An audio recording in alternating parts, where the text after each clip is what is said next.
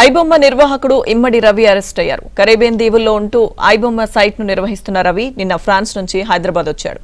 రవిని కుకట్పల్లిలో సిసిఎస్ పోలీసులు అరెస్ట్ చేశారు. రవి ఖాతాలోని 3 కోట్ల నగదును ఫ్రీజ్ చేశారు.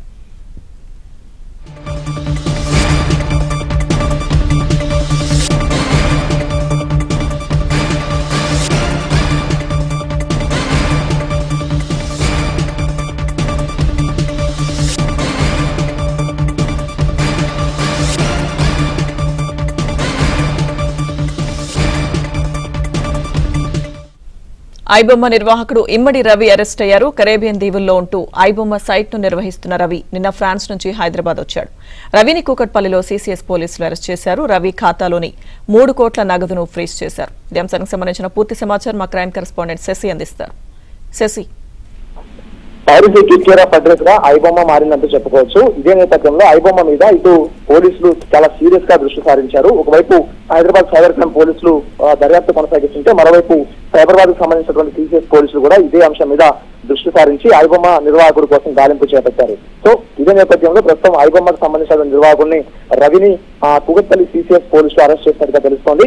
నిన్న ఫ్రాన్స్ నుంచి హైదరాబాద్ వచ్చాడు ఇమ్మడి రవి. సో ఇదే నేపథ్యంలో పక్కా సమాచారం మేరకు ఇమ్మడి రవిని అదుపులోకి తీసుకున్నారు ప్రజెంట్ కూకట్పల్లి సిసిఎస్ పోలీసులు. ఈయన కరేబియన్ దీవుల్లో ఉంటూ ఉన్నాడు. అక్కడి నుంచి వెబ్సైట్ ఐబొమ్మకు సంబంధించినటువంటి వెబ్సైట్ నిర్వహిస్తూ ఉన్నాడు.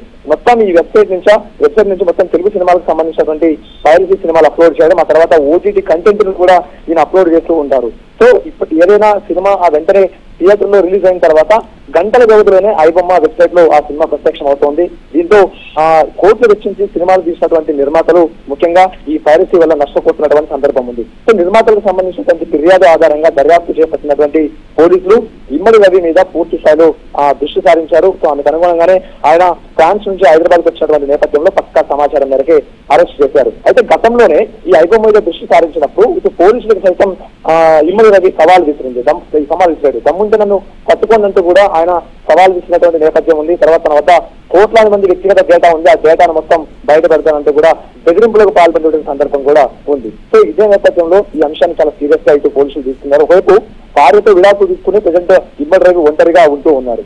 సో అదే కాకుండా అరెస్ట్ తర్వాత ఆయనకు సంబంధించినటువంటి అకౌంట్లను తనిఖీ చేసినప్పుడు ఆయన అకౌంట్ లో సుమారుగా 3 కోట్ల రూపాయల డబ్బులు కూడా ఇప్పటికే పోలీసులు గుర్తించడంతో 3 కోట్ల రూపాయలను కూడా ఫ్రీజ్ చేసినటువంటి సందర్భం కూడా ఉంది.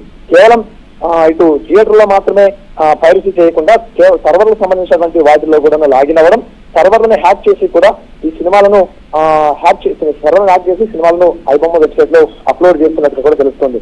కేవలం ఇటు సినిమాలు మాత్రమే కాదు, ఈ ఓటీటీ వెబ్ సిరీస్ లో వచ్చినటువంటి వాటిని కూడాను ప్రెసెంట్ ఈ ఐబొమ్మ వెబ్సైట్ లో దర్శనమిస్తూ ఉన్నాయి. ప్రధానంగా ఈ సర్వర్లలో ఉన్నటువంటి వాటిని కూడా సర్వర్లను హ్యాక్ చేసి వాటి ద్వారా కూడాను ఈ మొత్తం మూవీలను ఐబొమ్మలో అప్లోడ్ చేస్తున్నట్టు తెలుస్తుంది. మొత్తానికైతే ఇమ్మడి రవి పోలీసుల అదుపులో అయితే ఉన్నాడు. Right, thank you Shashi.